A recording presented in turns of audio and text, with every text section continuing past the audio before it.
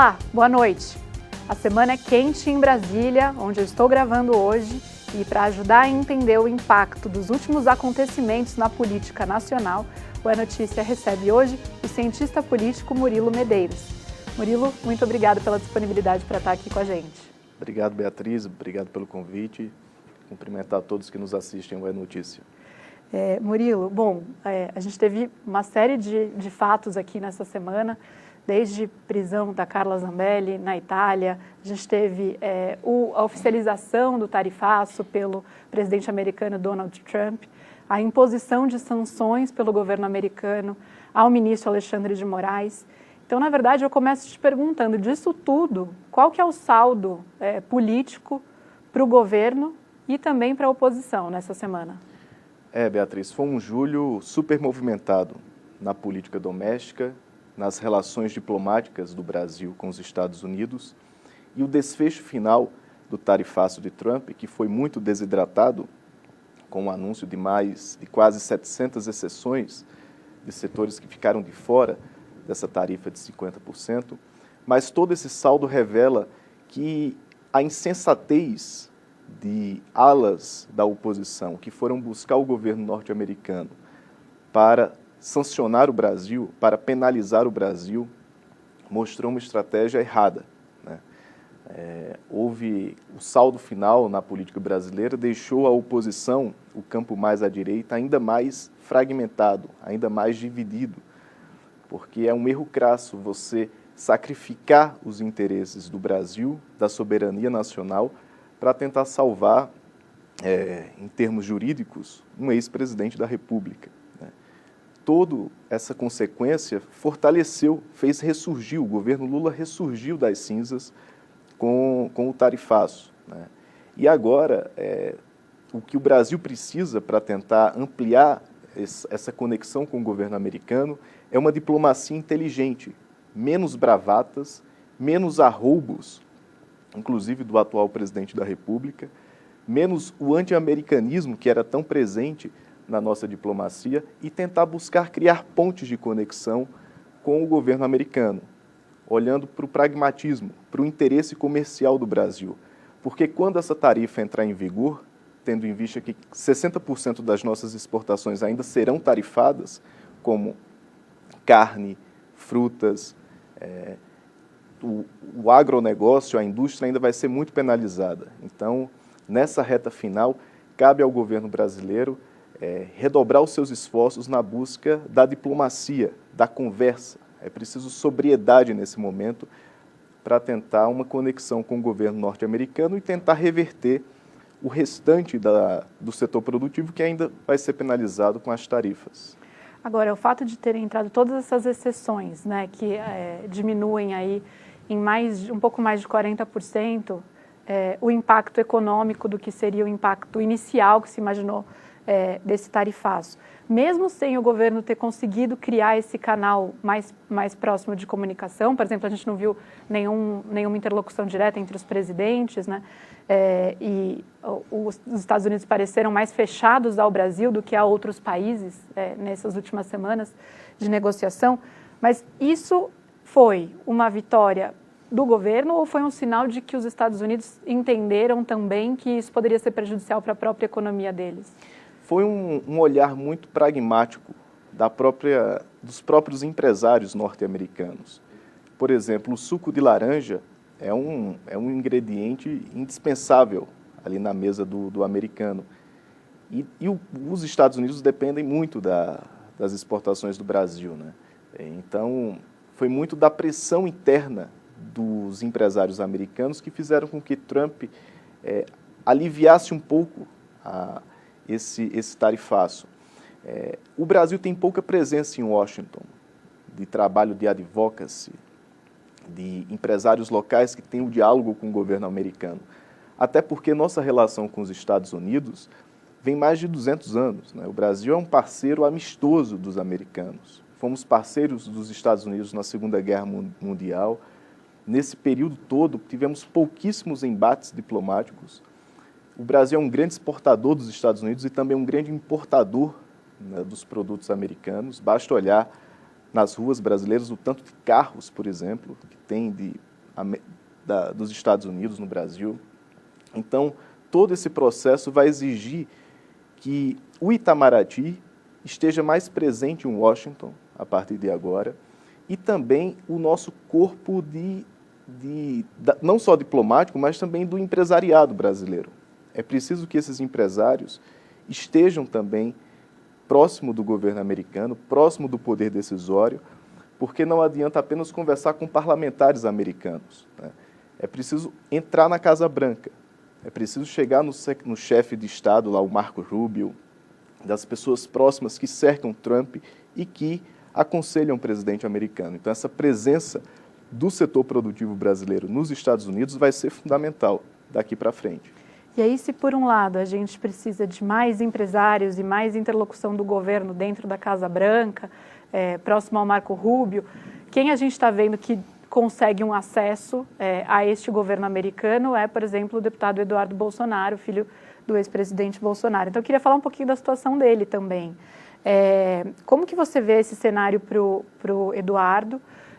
Você mencionou que se mostrou errada essa estratégia não mencionou o nome dele, mas imagino que está se referindo aí a ele, essa estratégia de tentar pressionar o Brasil e o governo brasileiro e com isso gerar impacto econômico para o brasileiro comum, né? Porque isso vai gerar um impacto para todos os brasileiros. Então, queria sua leitura política de como fica a situação do Eduardo diante de tudo isso. Ele está se fortalecendo no campo político dele, dentro dos eleitores do pai dele, dentro do bolsonarismo, ou ele está se complicando cada vez mais? Todo esse imbróglio do tarifaço de Trump, ele tem um aspecto muito complexo para a diplomacia brasileira, porque não envolve apenas os interesses comerciais. Há um interesse ideológico, político por trás. Por isso que torna todo esse terreno diplomático imponderável. Porque você negocia com uma liderança que, inclusive na carta que foi enviada ao Brasil, o interesse comercial é citado como segundo plano, né? O interesse político, ideológico, envolvendo o julgamento do ex-presidente Jair Bolsonaro, fica mais claro, inclusive com menções diretas à atuação do Supremo Tribunal Federal do Brasil. E Eduardo Bolsonaro é uma peça-chave nesse processo, porque ele abdicou, se licenciou do mandato parlamentar, foi aos Estados Unidos. Ao longo dos últimos anos, não vem de agora, Eduardo Bolsonaro se aproximou muito dos líderes mais à direita norte-americana, Steve Bannon, entre outros pensadores, inclusive, da política externa e ideológica do trumpismo, né? Então, o Eduardo Bolsonaro foi peça-chave nesse processo do tarifaço. Talvez a repercussão que ele quisesse não foi o esperado, porque ele sempre mencionou que queria penalizar integrantes do Supremo Tribunal Federal. Talvez o tarifaço veio com algo maior, que saiu do controle dele. Mas a situação política e jurídica do Eduardo Bolsonaro se complicam muito daqui para frente, né? Ninguém sabe se ele vai ficar nos Estados Unidos. A Câmara tem um processo, inclusive, que pode cassar o mandato dele por faltas, já que o prazo de licença parlamentar já foi esgotado, né? Então ele corre o risco da perda do mandato e corre o risco, inclusive, de ser indiciado pela Polícia Federal por obstrução de justiça, ataques contra a soberania nacional. E ele é um braço fundamental do bolsonarismo, né? Ao mesmo tempo, como você bem mencionou, Beatriz, ele sinaliza para o público mais radicalizado do bolsonarismo, ele também afasta setores da direita mais moderada, de governadores, inclusive, que orbitam em torno do bolsonarismo, mas não são tão radicais, como o governador de São Paulo, Tarcísio de Freitas, o governador de Goiás, Ronaldo Caiado, do Paraná, Ratinho Júnior. Então ele acaba isolando ainda mais o grupo radical do bolsonarismo, isola o pai, né, e coloca em risco, em termos eleitorais, a própria direita para 2026. Porque causa essa cisão, né? Então, que já vinha acontecendo, na verdade, né? Mas acho que fica mais explícita para todo mundo, Exato, né? Ficou ainda mais evidente essa cisão, fragmentação em torno da direita brasileira, que agora ficou numa saia justa tremenda. Ou você embarca num discurso mais radicalizado, de apoio às medidas de Trump, e aí você vai contra o próprio interesse dos brasileiros, né? Do agronegócio, parcela que apoiou fortemente Jair Bolsonaro. E que está sendo afetada Está pelas sendo tarifas afetado, agora. foi assim, um erro crasso de estratégia do Eduardo Bolsonaro de tentar penalizar, inclusive, quem apoiou o ex-presidente Jair Bolsonaro. E também de governadores que se colocam agora no player eleitoral. Todo esse processo vai fazer com que governadores se sintam mais estimulados, governadores de centro-direita, a lançarem seu nome em 2026. Romeu Zema já marcou, inclusive, o governador de Minas, o lançamento de sua pré-candidatura. Ronaldo Caiado já se lançou também. Tarcísio pode ser um nome que vem ali em São Paulo. E é tão clássico, tão simbólico essa divisão da direita, que na comitiva de senadores, que foi agora aos Estados Unidos, foi de caráter suprapartidário, mas estava lá a senadora Tereza Cristina, que foi ministra da Agricultura de Bolsonaro, uma parlamentar muito respeitável no Congresso, ligada ao agronegócio, a engenheira agrônoma, foi aos Estados Unidos tentar negociar com os empresários americanos e recebeu ataques de Eduardo Bolsonaro.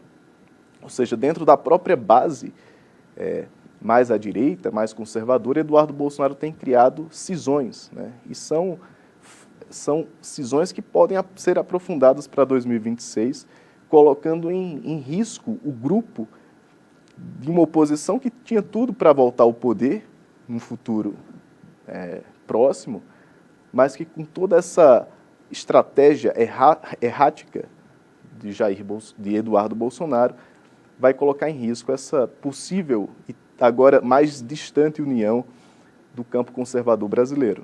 E você mencionou que o Eduardo pode, enfim, acabar perdendo o mandato. Ele tem pelo menos 5 pedidos, representações contra ele, já na Câmara, desde a mudança dele para os Estados Unidos, envolvendo aí cassação, pedido de suspensão do mandato. Qual que é o clima hoje para se aprovar isso na Câmara? Você vê algum cenário disso, de fato, avançando para fazer com que o Eduardo perca o mandato de deputado? A oposição, depois das eleições de 2022, chegou com uma boa representação na Câmara dos Deputados. O PL hoje ainda é a maior bancada da Câmara. Não acredito que chegue a um cenário drástico de cassação do mandato pelo plenário da Câmara, mas todo esse processo vai causar um certo constrangimento, inclusive com os parlamentares de centro, de partidos como União Brasil, PP, Republicanos, próprio PSD, que dentro dessas legendas existem alguns grupos de centro-direita que são próximas e que votariam numa chapa de oposição a Lula. Mas com todo esse radicalismo de Eduardo Bolsonaro, pode afastar esse grupo mais de centro de uma própria candidatura da oposição em 2026, né? Porque o discurso da soberania nacional, do nacionalismo, é um discurso muito forte em termos eleitorais. Lula, eu sempre digo que Lula ganhou quase que um presente, um trunfo eleitoral para 2026, porque ele ganhou um discurso agora para 2026 do nacionalismo, de enfrentamento dos Estados Unidos, e toda essa situação deixou a direita um pouco desnorteada, numa saia justa. E Eduardo Bolsonaro, caso não seja cassado pelo plenário da Câmara, pode vir a ser indiciado pela Polícia Federal ou mesmo perder seus direitos políticos por um processo da própria justiça brasileira. E, em consequência, portanto, né, dessas complicações jurídicas que Sim. ele pode vir a sofrer. Você mencionou que o governo Lula ganhou um trunfo aí, que ganhou um discurso, né, para 2026. A gente teve divulgação hoje da pesquisa Atlas, que mostra que pela primeira vez desde o ano passado a aprovação ao governo superou a reprovação. Ou seja, realmente, isso corroborando algumas outras pesquisas, mostrando que realmente o governo está se beneficiando politicamente desse momento, né? O quanto isso é momentâneo? Isso é duradouro ou isso vai passar conforme esse momento de maior pressão, maior ofensiva dos Estados Unidos sobre o Brasil arrefecer? O governo Lula ganhou um respiro nessas últimas semanas. Ele vinha numa trajetória em decadência em termos de popularidade, com baixa tração no parlamento, com derrotas acachapantes no parlamento, já que não possui uma base de coalizão sólida dentro do Congresso Nacional. Mas com o tarifaço de Trump, ele ganhou um artifício, um discurso eleitoral voltado à soberania nacional, à defesa dos interesses comerciais do Brasil e conseguiu criar conexão com parcelas do eleitorado que haviam se desgarrado de sua gestão. Lula foi eleito por uma margem mínima, com uma frente ampla. Talvez Geraldo Alckmin, que é o atual vice-presidente da República, seja um símbolo perfeito do que foi a inserção da frente ampla na sua chapa. E ele conseguiu, com esse tarifaço, voltar a criar diálogo com parcela do eleitorado que estavam rejeitando seu governo, como parcelas do agronegócio, da classe média, do setor produtivo e também do eleitorado moderado de centro, que havia perdido as esperanças no governo Lula, até porque o governo Lula se fechou muito na sua base do próprio petismo em si, né? Ganhou a eleição, mas não quis governar com a frente ampla. E esse tarifaço fez o governo criar novas conexões com essa parcela do eleitorado, que é aquele eleitorado que votava no PSDB lá atrás e que depois da ascensão do bolsonarismo se viu um pouco perdido, né? Que é um pouco mais conservador, mas que rejeita radicalismo. Então, Lula ganhou essa sobrevida agora, né? Não à toa que as pesquisas revelam um crescimento momentâneo da sua popularidade. Mas, entrando direto na sua pergunta, isso pode ser momentâneo ou duradouro? No atual momento, pesquisa é sempre um retrato, uma fotografia do momento. É um respiro momentâneo, né? Vai depender muito agora de qual performance o governo Lula vai ter frente aos Estados Unidos. Porque se o presidente da República voltar a radicalizar, como ele tem feito em alguns discursos, com bravatas, com discurso radicalizado, isso também pode afastar novamente essa parcela do eleitorado, que é um eleitorado fluido. Não é uma adesão fiel daqui para o final do seu governo. Pelo contrário, é um eleitorado crítico que flutua muito diante das perspectivas. Que não é o eleitor tradicional Exato. do presidente Lula. Não é o eleitorado tradicional do petismo. Pegou a classe média, né, setores ali do Sudeste. Do Sudeste, população do Sudeste. Então ele precisa fazer um agrado a esse eleitorado, isso vai depender muito da sua performance. Se radicalizar, esse eleitorado vai refluir e vai tentar buscar alternativas. E o que nessa estratégia das últimas semanas aí do presidente Lula você viu como momentos ou pontos de discurso de radicalização? Lula é muito bom de oratória, né? Em alguns comícios, alguns eventos do governo federal, né, ele tem exagerado um pouco na verborragia, né, no discurso de palanque, né? Então, é preciso um pouco mais de sobriedade no atual momento, buscar uma relação mais pragmática com os Estados Unidos. Não é momento de atacar, não é momento de retaliar. O Brasil não tem taco econômico para sustentar uma retaliação. Nós temos uma lei de reciprocidade econômica aprovada pelo Congresso Nacional que poderia ser utilizada nessa disputa com os Estados Unidos, mas não é momento para isso, né? É preciso olhar com visão estratégica, com diplomacia inteligente e tentar criar pontes com o governo americano. Por mais que o atual governo não tenha simpatia pelo atual governo americano, mas é preciso criar essas pontes para defender os interesses dos brasileiros, os interesses comerciais dos brasileiros, sobretudo desses 60% das exportações que ficaram de fora das isenções do tarifaço, né? Então é preciso menos enfrentamento público do presidente da República e tentar usar o Itamaraty, o próprio presidente da República, nesse diálogo franco com autoridades americanas. Então, só para a gente também aproveitar e fazer um esclarecimento aí para quem estiver nos assistindo, esse decreto do tarifaço americano, ele incluiu quase 700 exceções a setores da economia brasileira, alguns deles que são grandes exportadores para os Estados Unidos, né, como o setor de suco de laranja, mencionamos, uma exceção à Embraer também, aço que volta a estar nas condições que já estava anteriormente, que não é o melhor cenário já para o setor de aço, mas enfim, não ficou pior para o aço brasileiro do que já estava antes dessa retaliação, mas ainda tem outros setores, carnes, café, por exemplo, que são objeto desse tarifácio e que vão sofrer bastante se essas tarifas entrarem em vigor. E o governo ganhou um tempo a mais para negociar, né? Porque elas entrariam em tese em vigor agora dia 1º, e aí isso foi postergado por uma semana, então também é como se fosse um sinal do governo americano no sentido de dá para conversar, né? Mas o ponto central que os Estados Unidos vêm apresentando ao Brasil é a questão de uma interferência no julgamento do Supremo, o que fica muito difícil para o Executivo, porque o Executivo nem pode negociar isso, é um outro poder, né?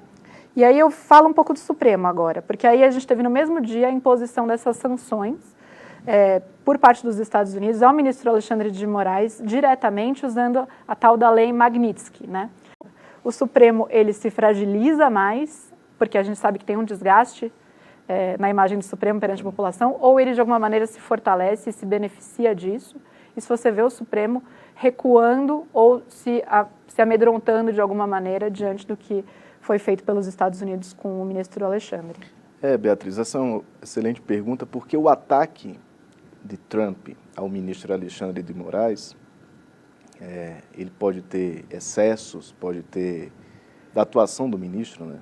Pode ser alvo de críticas, e é legítimo numa democracia que ocorram críticas sobre os excessos do próprio Supremo, da própria atuação do ministro, mas é inadmissível uma interferência externa de um país sobre o funcionamento de uma instituição brasileira. O ataque a Alexandre de Moraes não é Alexandre de Moraes, é a instituição do Poder Judiciário brasileiro, ao Supremo Tribunal Federal. E a democracia brasileira, consolidada, é dividida em 3 poderes independentes e harmônicos, em tese, né? Mas que essa independência do judiciário precisa ser preservada, né? Independente de quem esteja no poder, né? A lei é para ser cumprida e decisão judicial é para ser cumprida também, né? A estratégia de tentar aliviar, suspender o julgamento do ex-presidente Jair Bolsonaro por meio do tarifaço, ou mesmo de punir um integrante da Suprema Corte, é uma extravagância do governo americano, né? E o governo brasileiro já reafirmou que nesse ponto é inegociável, né? Até porque o governo não tem muita interferência no julgamento, né? É um outro poder que vai julgar. E toda essa pauta defendida pelo um público mais radicalizado, de anistia, de impeachment de ministro do Supremo, isso também não depende muito do governo, né? É o parlamento que tem que aprovar uma anistia, é o Senado Federal que tem o poder legítimo de tirar um ministro do Supremo, mas que o cenário político também hoje mostra que esse cenário é improvável, né, acontecer. Então, o que sobra à diplomacia brasileira... Tanto da anistia como do impeachment. Quanto do impeachment. Uhum. Então, o que sobra à diplomacia brasileira é tentar as tratativas comerciais, né? E o Brasil tem jogo de cintura para isso, né? O Brasil tem muitas riquezas naturais, tem o saldo da balança comercial com os Estados Unidos, inclusive, é superavitário para os americanos. Então, o Brasil tem argumento no âmbito comercial para defender essa revisão das tarifas. O que é complexo é porque não é só uma questão comercial, mas é uma questão ideológica, política por trás, né, de uma interferência do governo americano na Suprema Corte. Agora, eu volto com aquela pergunta sobre como fica a imagem do Supremo diante disso. Se você vê uma possibilidade de o Supremo receber mais respaldo da população, da sociedade, diante desses ataques dos Estados Unidos, a exemplo do que vem acontecendo com o governo, por exemplo, ou não, ou realmente tem um desgaste nessa imagem do Supremo? Vai depender da performance do Supremo nessas próximas semanas, até mesmo da reação do Supremo ao ataque americano. O Supremo pode se fortalecer, sim, a nível nacional, mas com a proximidade do julgamento de Jair Bolsonaro, nós tivemos recentemente algumas medidas cautelares, inclusive impostas a Jair Bolsonaro. Isso foi um ponto, a meu ver, que desgastou um pouco a imagem da própria atuação do Alexandre de Moraes, porque ele passou um pouco ali da linha vermelha, né, ao até tolher a possibilidade de Bolsonaro, que ainda não foi nem condenado, de conceder entrevista, por exemplo. E esse ponto ajuda a deslegitimar um pouco a ação do Supremo. Mas, com o andamento do julgamento, e como vai ser um julgamento pelo plenário, né, pelo todo da Suprema Corte, vai ser uma forma do próprio Supremo Tribunal Federal se firmar junto à sociedade brasileira, de mostrar independência e de que, independente de quem esteja no poder ou do cargo que você ocupe, o Supremo vai julgar e vai condenar e vai julgar conforme a lei brasileira, né? Então, é uma forma que, com o término desse julgamento de Jair Bolsonaro, o Supremo Tribunal Federal, com parcimônia, consiga se firmar ainda mais como uma instituição respeitável no Brasil, né? Vai depender muito aí da atuação dos ministros, e Montesquieu, na separação dos poderes entre executivo, legislativo e judiciário, dizia que eles devem ser independentes, harmônicos, mas o poder judiciário deve ser o mais invisível possível, porque ele tem que julgar de forma sem olhar para a cor, para a religião, para o cargo que você ocupa. Então, essa ação do governo americano pode sim fortalecer o Supremo, mas a depender da resposta que o Supremo dê aos próximos dias, isso pode complicar ou fortalecer ele na sociedade brasileira. Você vê o Supremo recuando em algo nesse julgamento em razão dessa medida contra o ministro Alexandre? Os outros ministros podem se intimidar? Não acredito, não acredito. Eu acho que deu mais força para que os ministros do Supremo acelerem o julgamento e imponham decisões corajosas e que reforcem a independência do Poder Judiciário. Acho que o tarifaço aprofundou ainda mais a atuação do Supremo em torno desse julgamento. E, Murilo, a gente teve a prisão da deputada Carla Zambelli nesta semana também, então queria conversar um pouco sobre a situação dela. Como que fica a situação dela aqui no Brasil? Ela pode ter esse mandato cassado? Qual que é o clima para isso também? Mesma pergunta que eu fiz sobre o Eduardo, faço agora sobre a situação da Zambelli.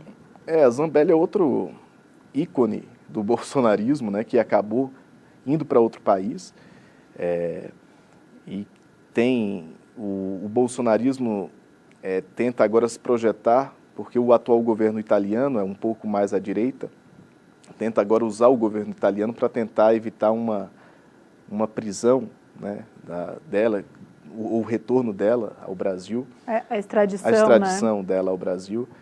Mas, de fato, o próprio presidente da Câmara, Hugo Motta, disse que a Câmara nem precisaria cassar o mandato dela, né, porque só a decisão já tiraria os direitos políticos da Carla Zambelli. Ela é mais um quadro simbólico de como o radicalismo dentro do bolsonarismo fez com que alguns de seus principais quadros ou tentassem um asilo fora do país, né, e revela que são quadros que, quando eles são condenados, eles são um pouco abandonados pelos próprios aliados, né. O efeito da Carla Zambelli é muito simbólico. E Eduardo Bolsonaro caminha pela mesma trajetória, se isolando cada vez mais, foi para outro país, né, tinha um mandato, né, conferido, estava liderando as pesquisas para o Senado em São Paulo, mas resolveu radicalizar e partir por uma outra estratégia que já se mostrou bem complicada. Murilo, o Congresso está para retomar os seus trabalhos agora, em agosto. Antes desse mês de julho tumultuado com questão do Trump, sanção sobre Moraes, etc., a gente estava vendo um tensionamento entre Congresso e Executivo. Então, o que a gente pode esperar para essa volta dos trabalhos do Congresso? O governo, que teve algumas derrotas importantes nesse primeiro semestre, como o caso do IOF, mas conseguiu reverter junto ao Supremo Tribunal Federal, vai encontrar novos desafios para fazer com que sua pauta, sua agenda seja aprovada dentro do parlamento. Algumas matérias que são peças-chave para 2026, inclusive, e na agenda do Palácio do Planalto, como a isenção do imposto de renda para quem ganha até R$ 5.000, o projeto que cria um programa de subsídio de energia elétrica para as pessoas também, é outra aposta do governo. E tem também a finalização da reforma tributária, né, que o Senado Federal precisa aprovar, né, e é um ingrediente da agenda do ministro Fernando Haddad, né. Então, fora isso, a política externa brasileira vai ganhar mais presença no debate no parlamento. O parlamento brasileiro sempre foi muito provinciano. Nos últimos anos, só questões domésticas estavam sendo debatidas, né? E pouco se falava sobre o cenário externo brasileiro. A Comissão de Relações Exteriores do Senado Federal, por exemplo, muito apática em relação ao que está ocorrendo no mundo, né? O parlamento brasileiro é um pouco isolado do que tem ocorrido mundo afora, né? Talvez se tivesse antecipado um pouco mais sua atuação, essa interlocução junto ao parlamento americano, junto ao Senado e à Câmara americana, poderia ter sido mais fácil, né? E de última hora, um grupo de senadores teve que ir aos Estados Unidos para tentar criar uma conexão com os Estados Unidos. Então, em síntese, o governo vai encontrar uma dificuldade para aprovar a sua agenda da forma como ele almeja. Não que a matéria não seja aprovada, mas o parlamento, que tem se fortalecido muito na última década, vai mandar seu recado e tem mostrado muita independência na condução da pauta, tanto com Hugo Mota na Câmara, como com Davi Alcolumbre no Senado. Mas o fato de o governo ter recuperado um fôlego aí na popularidade vai ajudá-lo nesse diálogo com o Congresso ou não? Pode amenizar um pouco, facilitar um pouco o diálogo, mas os parlamentares olham muito para os seus interesses internos ali, né? Um ponto que vai chamar muita atenção é a decisão das emendas parlamentares, que está hoje sob a relatoria do ministro Flávio Dino, e esse ponto pode pesar muito, porque a instituição do orçamento impositivo, quando as emendas parlamentares passaram a ter o seu caráter de execução obrigatória, em 2015, fortaleceu muito o poder legislativo frente ao executivo.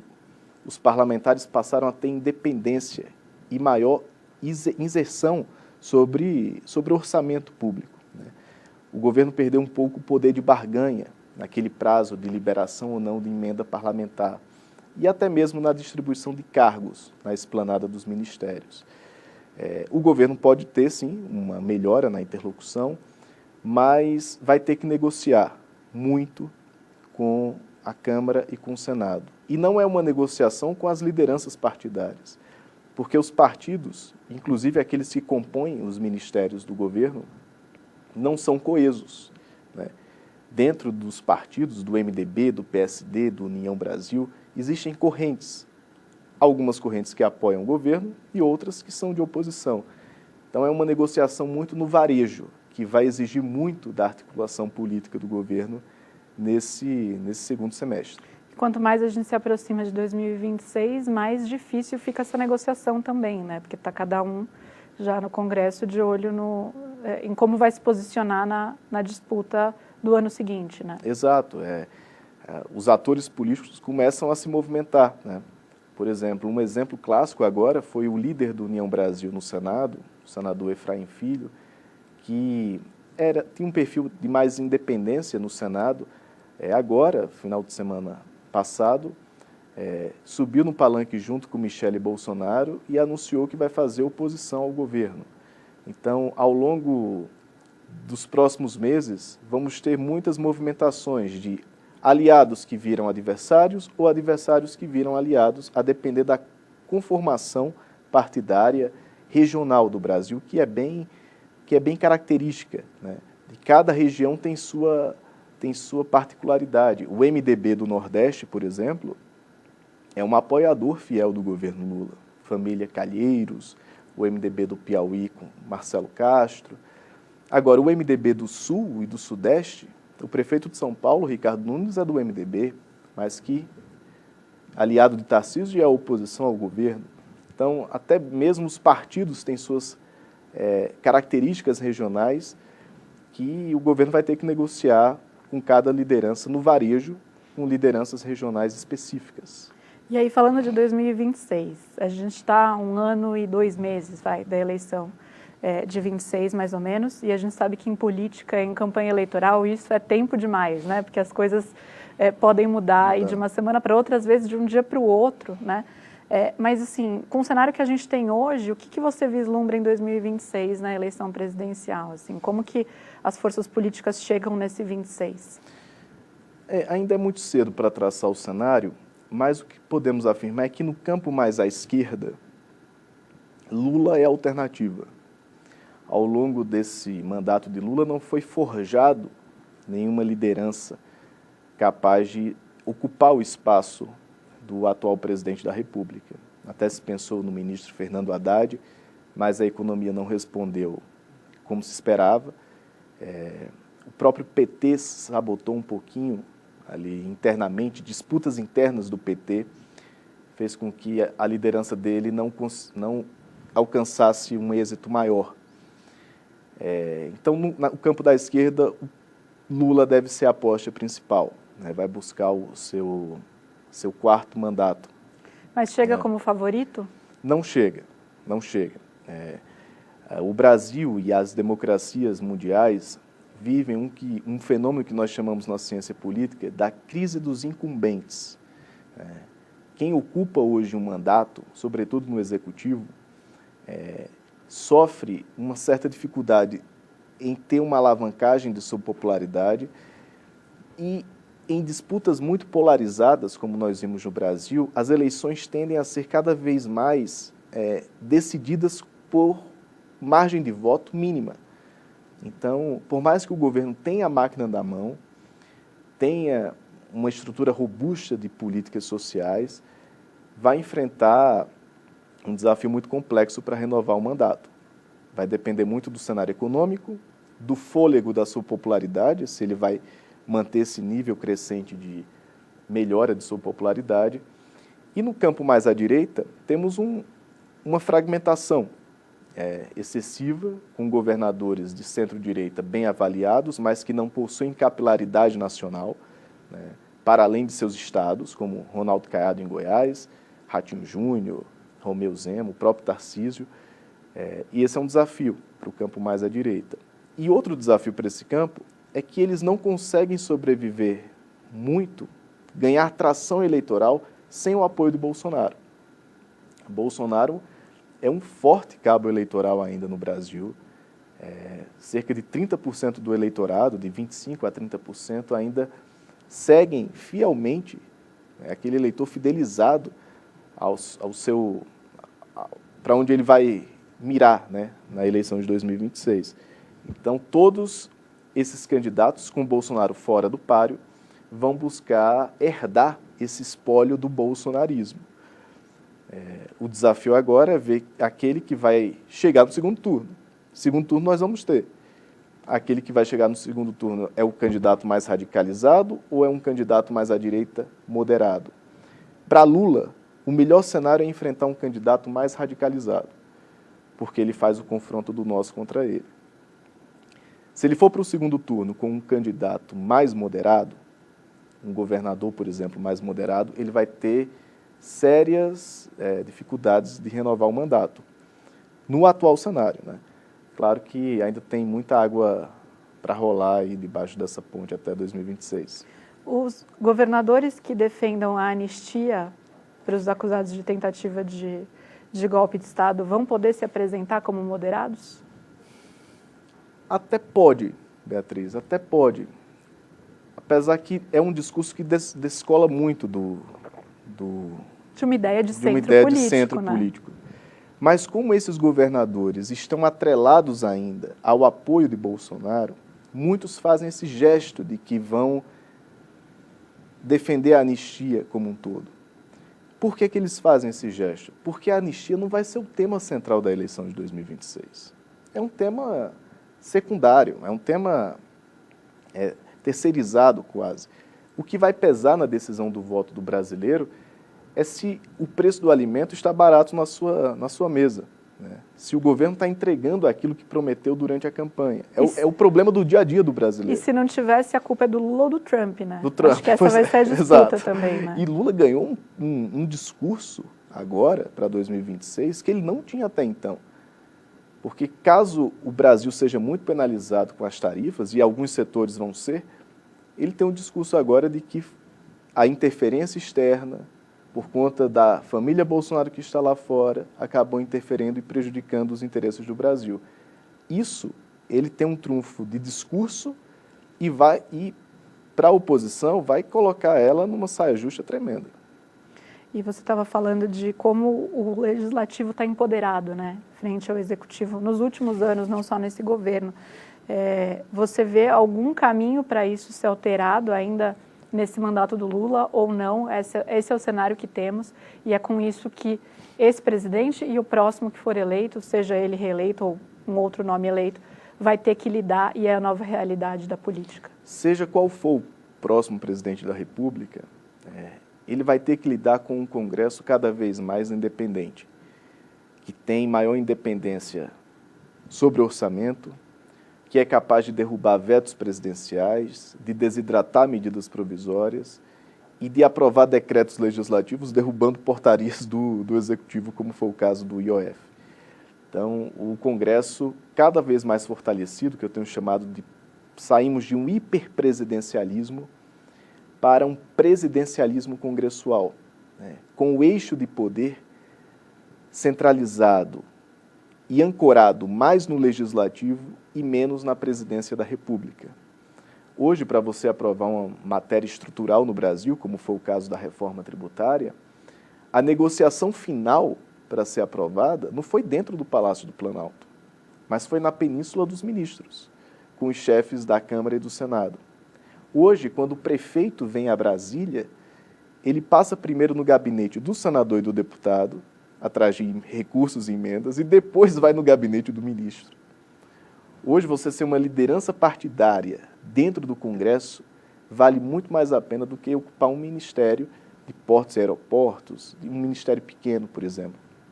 Então, essa mudança de eixo de poder em Brasília, ela é estrutural, veio para ficar, e todos os presidentes da República vão ter que lidar com essa nova dinâmica de poder, com um Congresso cada vez mais fortalecido. Murilo, eu agradeço muito. Infelizmente, nosso tempo acabou, a gente podia continuar falando aqui desse assunto. Teria muito papo ainda. Eu agradeço pela disponibilidade em estar aqui. E eu agradeço, sobretudo, a quem nos acompanhou também pela audiência. O É Notícia volta na semana que vem. Até lá!